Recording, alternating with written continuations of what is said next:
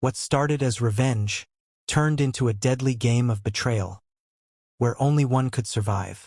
In the heart of Lekki, two women became unlikely partners in murder. A battered wife, a jealous side chick. Together, they killed the man who ruined their lives. And in the end, even the victor couldn't escape the curse of her own greed. This is the true tale of love, lies, and poison. If you're just tuning into this channel for the first time, please don't forget to hit the subscribe button and give this video a thumbs up, and also share with your friends and family. Lagos is a busy city. Noise everywhere. Traffic. Hustle. Dreams. But inside a certain duplex in Lekki, something more dangerous than the noise was brewing. Secrets, betrayal, and a dangerous love triangle. Michael James was a tall, handsome businessman. He ran an importation business, generators, electronics, sometimes luxury phones. To people outside, he looked like a loving husband. Rich, respected. But inside his home, he was a different man. His wife, Linda, had been married to him for 7 years. A quiet, soft-spoken woman. She supported him when he had nothing. Back then, they used to sell electronics together at Computer Village. They prayed, struggled, and grew together. But now that money had come, Michael changed. It started with the late nights. Then came the insults. Then the beatings. Linda would sometimes sit outside the house at night, holding her swollen face in her hands, whispering prayers under her breath. God, don't let this man kill me. But God was silent. Or maybe he was watching. One Sunday morning, everything changed. Michael brought a woman to their home. Yes, he walked in with her. Tall, slim, beautiful, yellow skin. Her name was Cassandra. Linda, meet my friend. She will be staying with us for a while, he said, dropping his car keys and walking past her like she was the maid. Linda's hands trembled, but she forced a smile. Welcome, she said to Cassandra, though her heart was breaking. That night, Michael didn't sleep in their bedroom. He stayed in the guest room with Cassandra. The walls were thin. Linda heard the laughter, the moaning, the betrayal. She cried silently, burying her face in her pillow. Days turned into weeks. Cassandra took over the house. She wore Linda's clothes, used her perfume, even told the house girl what to cook. Michael didn't stop her. In fact, he encouraged it. One day, Linda walked into the kitchen and found Cassandra slapping the house girl. "Why did you cook egusi instead of ogbono?" she yelled. Linda stepped in. "Please don't beat her. She was just following my plan." Cassandra turned, eyes wild. "You still think you're the madam of this house? You better respect yourself." That was the first time they fought. But it wouldn't be the last. Later that night, Michael beat Linda again. This time, it was because Cassandra lied that Linda had insulted her. "Pack your things and leave if you can't respect her," he shouted. "I'm your wife," she cried. "Wife, my foot. You're just occupying space." That night, as she cleaned her bloody lip, something inside Linda snapped.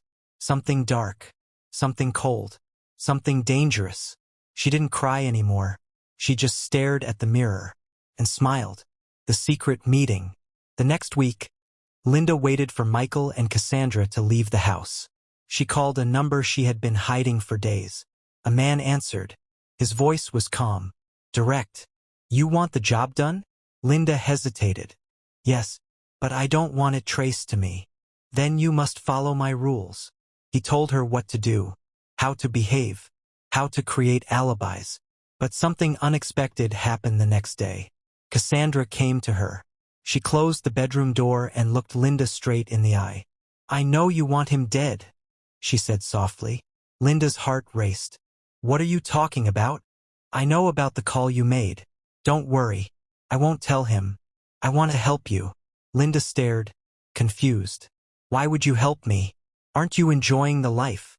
Cassandra sighed. "You think this life is sweet?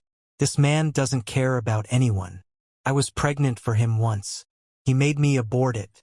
He slapped me once too. He's not the angel you think he is." That was the moment the impossible happened. The wife and the side chick shook hands. Enemies became partners. They planned everything carefully. Michael had a business trip to Port Harcourt in 2 weeks. He always traveled by road with his driver and returned on Fridays. They agreed to poison his drink the night he returned, his favorite red wine, always chilled in the fridge. But Linda had one condition. No blood, no pain. Just let it look like sleep. Cassandra agreed. They got the poison from the same man Linda had called earlier. He was ex-military, kicked out for reasons nobody dared to ask. Just 1 teaspoon in his drink. By morning, he won't wake up, he said. Friday came.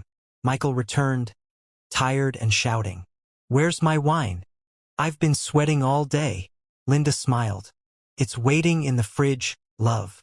He didn't suspect anything. He poured himself a glass, gulped it down, and collapsed on the couch. Linda went to bed. Cassandra joined her in the room. They waited. 2 hours later, they checked. Michael was dead. Just like that. They called the police in the morning. He was snoring loudly last night. This morning he was cold. Linda cried. The autopsy said, cardiac arrest. No one suspected murder. His family didn't even press questions. They were too busy fighting for his money. And there was a lot of money. Over 120 million Nigerian nairas in the bank.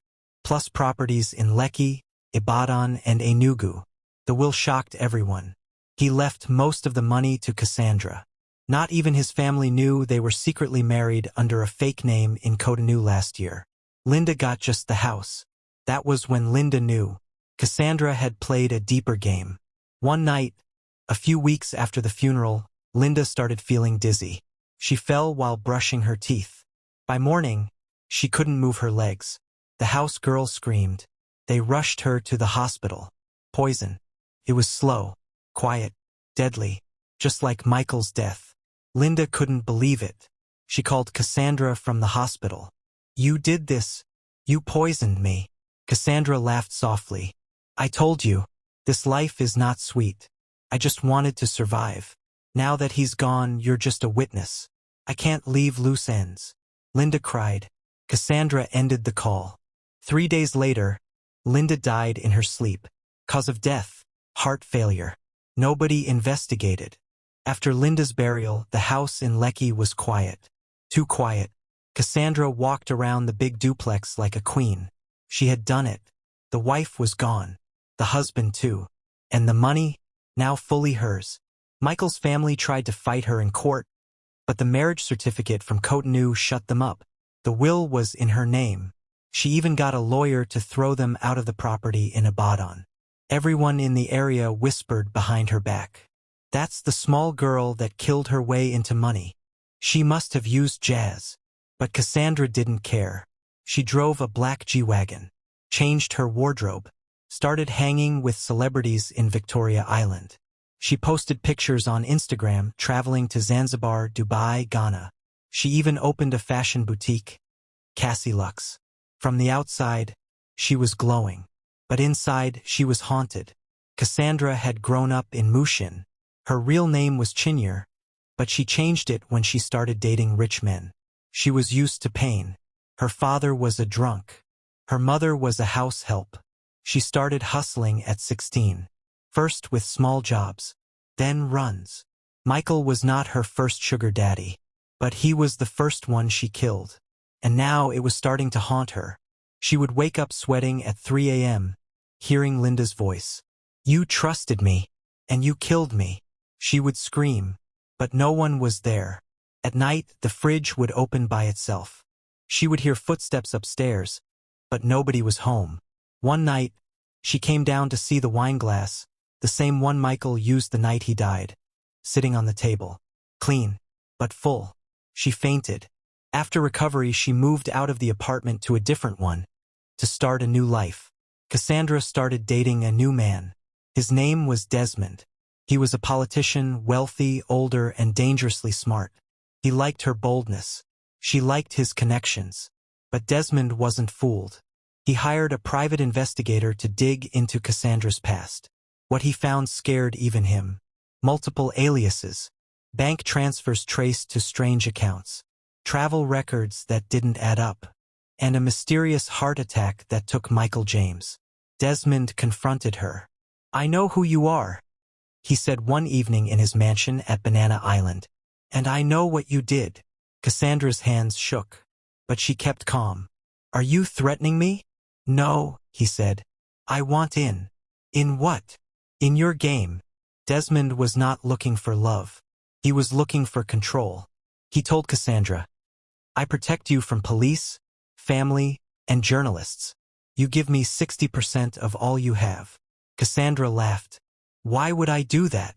Because if I press send on this email, your face will be everywhere by morning. He had sent her file to himself, ready to go viral. Cassandra agreed, but she was already planning. She called her poison contact again. I need something quick, strong. He gave her something special. They planned a dinner. She cooked pepper soup, spiced it with something extra. But Desmond didn't eat. I had a heavy lunch, he said. He watched her closely, too closely. That night, he asked her to spend the night. She agreed. But when he went to the bathroom, she searched his phone. She found the file and deleted it. Then, quietly, she opened his whiskey bottle and poured in a few drops of the poison.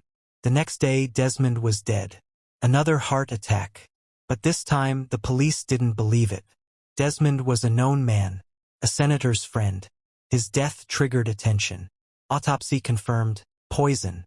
And Cassandra was the last person with him. They picked her up at her boutique. She laughed in the police station.